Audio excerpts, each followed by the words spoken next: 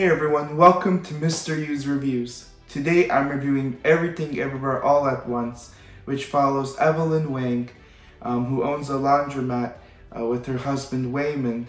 And when Evelyn is swept up in an adventure, she is forced to master the art of verse jumping, which allows her to connect to her multiversal selves and gain skills from that so that she can save the world.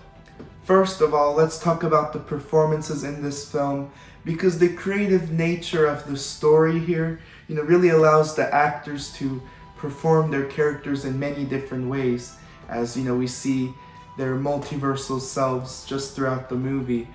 And Michelle Yeoh as Evelyn really stood out here. This is one of the best performances of her career, if not her best. Because she really portrays her character arc so well. Towards the beginning of the film, she has a problem kind of understanding certain things with her family, with her husband Wayman and with her daughter Joy.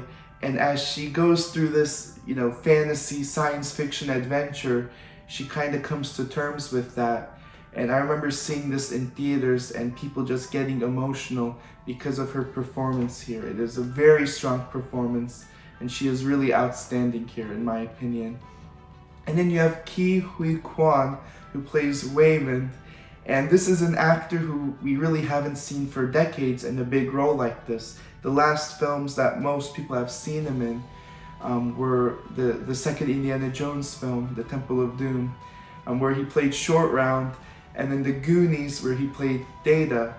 And so this is kind of like a comeback role for him, and he was also just so wonderful in this role.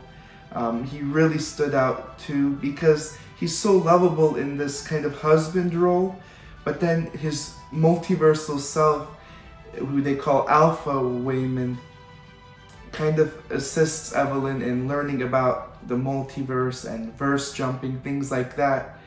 So he's really helpful here, and I just want to see more of him in other films. So he was really great here as well. And then Stephanie Su as Joy, and Jobu Tupaki, which is the villain of this movie, really shows a lot of range because she has those different roles here. And she really portrays both roles as kind of two sides of the same character, because that's kind of what's going on in this situation. And it was also because of her that people were really feeling the emotions of this film. And I want to see more of her in other films as well. And then you have Jamie Lee Curtis and the great James Hong, also in kind of supporting roles here. And at first you don't really think that they're gonna have maybe a major role, but as the film goes on, you see a lot more of them, especially in their different, multiversal selves, and they both stood out as well. So as I say again, just the creative nature of this story really allows these actors to stand out in their own ways, and I really enjoyed that about this movie. Now let's talk about the directing and writing by the Daniels, which is a duo consisting of Daniel Kwan and Daniel Schweinert. So sometimes they just go by the Daniels because they both share the same first name.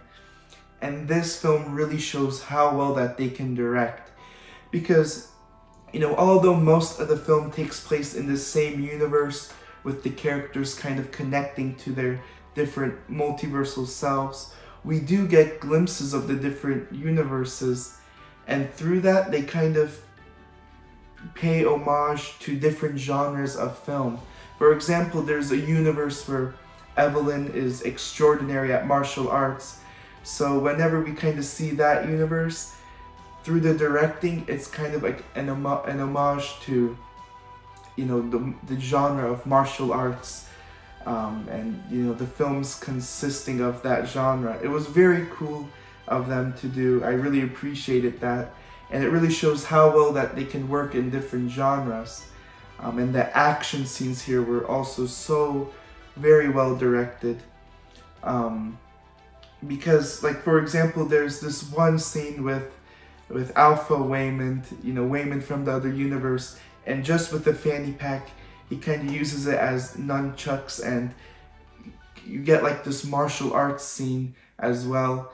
It kind of plays a good role in this film, and that scene was so well directed.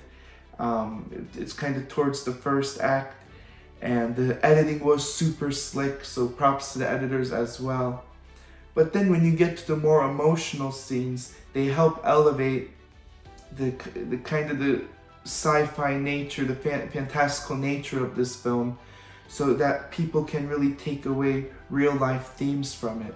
And that leads me to talk about the story and screenplay here, because all the sci-fi fantasy stuff all the sci-fi fantasy things here are super cool, super fun to watch, but they don't really mean a lot if there aren't these themes that really elevate it.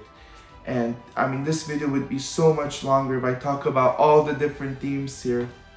But for example, there's a theme about kind of appreciating your life, and although you dream about yourself maybe living a different life, potentially that other self you're dreaming about is maybe kind of wanting to live the life that you're already living, for example. Themes like that, and themes about generational trauma and things like that. It really hones in on a lot of different things so that everybody can take away something from it and learn something from it. And that's a huge reason why this film is as outstanding as it is. Now, not everything necessarily works for me. Sometimes the film can get a little too abstract, even, a little too weird, which is, it's something that is very true about this film, very cool, but not all of it works for me, but really most of it does. And, something that doesn't work for one person might really work for someone else watching the film. So as I say again, there's a lot for everybody to take away from, and that's why I really recommend this film to everyone. I'd also like to talk about some of the other technical aspects in this film, such as the visual effects, because from what I've read, only 9 people worked on the visual effects here, with a core group of 5 people. And it just goes to show you how hard they must have worked, because the effects here really do look great. Whether they're utilized in action scenes or as we're, kind of traveling with the minds of these characters through the multiverse, the effects really did look good. And then with the cinematography and music, both of those aspects were very well done, and they kind of shift depending on which universe we're focusing on at the moment. So it allows you to be immersed, into the film. Along with the sound design, especially in the action scenes, we hear every kick, every punch, every hit. It just helps with the immersion on feeling like you're in the film, at certain moments.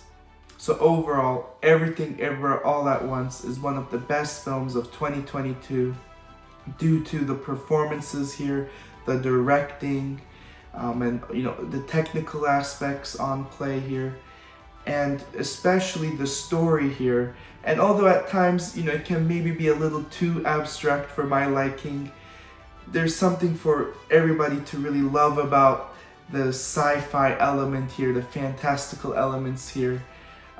Something that might not work for me, as I say again, it might work for someone else. And there's just something for everybody to take from this film and love. And the themes here are what really elevate this to another level, because it kind of brings the film back to the real world, and there's something for everybody to learn from and really relate to here. So I give Everything Everywhere All at Once an A. Thanks for watching. Make sure to like and subscribe, and feel free to follow me on Letterboxd. I'll put the link down below. And as always, don't forget your popcorn. Until next time, from Mr. U to you, stay tuned.